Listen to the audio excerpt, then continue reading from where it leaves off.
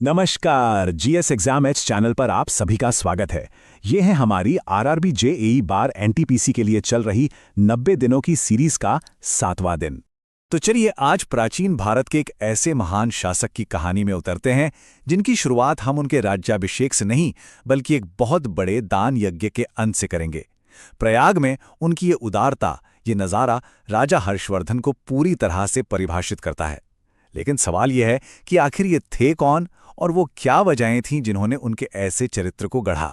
देखिए, हर्ष को समझने के लिए हमें पहले उस दौर को समझना होगा जिसमें वो जी रहे थे। ये वो समय था जब महान गुप्त साम्राज्य बिखर चुका था और उसकी राख पर कई छोटे छोटे आपस में लड़ने वाले राज्य उभर आए थे। इन सब में थानेश्वर का पुष्यभूति वंश, जिसके राजा थे शक्तिशाली प्रभाकर वर्धन, एक उभरती हुई ताकत थी। वो भारत को हूणों के हमलों से बचाने के लिए बहुत मशहूर थे।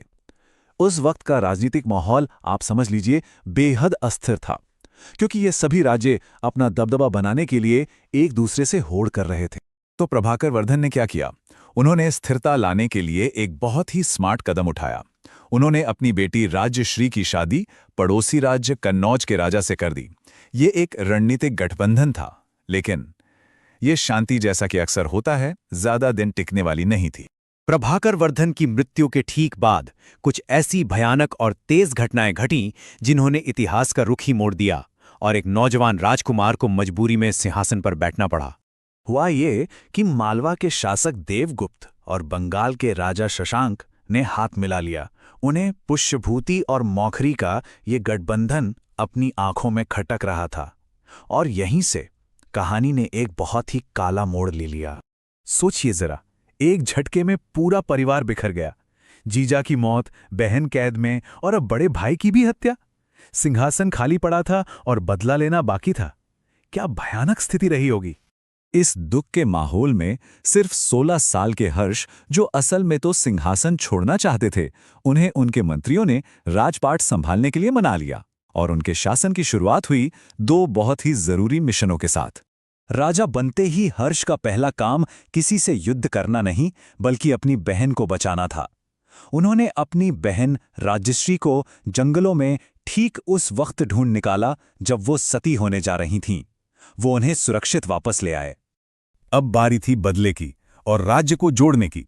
उन्होंने कामरूप यानी आज के असम के राजा भास्कर वर्मन के साथ एक नया गठबंधन किया। ये एक मास्टर स्ट्रोक था। इससे शशांक 2 शक्तिशाली सेनाओं के बीच फंस गया और आखिर में हर्ष ने उसके गौड़ राज्य पर भी कब्जा कर लिया। अगले 4 दशकों तक हर्ष ने लगातार सैन्य अभियान चलाए। उन्होंने उत्तर भारत के बिखरे हुए राज्यों को एक झंडे के नीचे एकजुट कर दिया। लेकिन एक सीमा थी, एक सरहद थी जिसे उनका विशाल साम्राज्य भी पार नहीं कर सका। पूरे उत्तर भारत को अपने काबू में करने के बाद हर्ष की नजरें दक्षिण पर थी। वो नर्मदा नदी को पार करके दक्कन में अपने साम्राज्य को फैलाना चाहते थे। लेकिन क्या उनका साम्राज्य वाकई अजेय था? नहीं, उनके रास्ते में एक और बहुत ही शक्तिशाली शासक खड़ा था, और इन दोनों का टकराव हर्ष के जीवन का सबसे बड़ा युद्ध साबित हुआ। नर्मदा नदी के किनारे लगभग 620 ईस्वी में उस दौर के 2 सबसे महान राजा आमने सामने आए।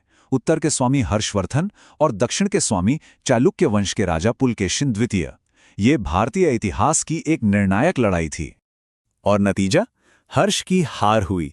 पुलकेशिन द्वितीय के ऐहोल शिलालेख में साफ साफ लिखा है कि कैसे युद्ध में अपने हाथियों को मरते देख हर्षवर्धन का सारा हर्ष यानी कि सारी खुशी डर में बदल गई। इसके बाद नर्मदा नदी हमेशा के लिए हर्ष के साम्राज्य की दक्षिणी सीमा बन गई। भले ही हर्ष दक्षिण में विस्तार नहीं कर पाए, लेकिन उनकी विरासत सिर्फ उनकी लड़ाइयों से नहीं बनती। सच तो ये है कि उनका शासनकाल संस्कृति और ज्ञान के विकास का एक सुनहरा दौर था। वो नालंदा विश्वविद्यालय के बहुत बड़े संरक्षक थे, खुद भी एक बेहतरीन कवि और नाटककार थे। उन्होंने यात्रियों के लिए सराय बनवाई और हर 5 साल में प्रयाग में एक बड़ी सभा करके अपना सारा धन दान कर देते थे। और हमें ये सब इतनी सटीकता से कैसे पता है?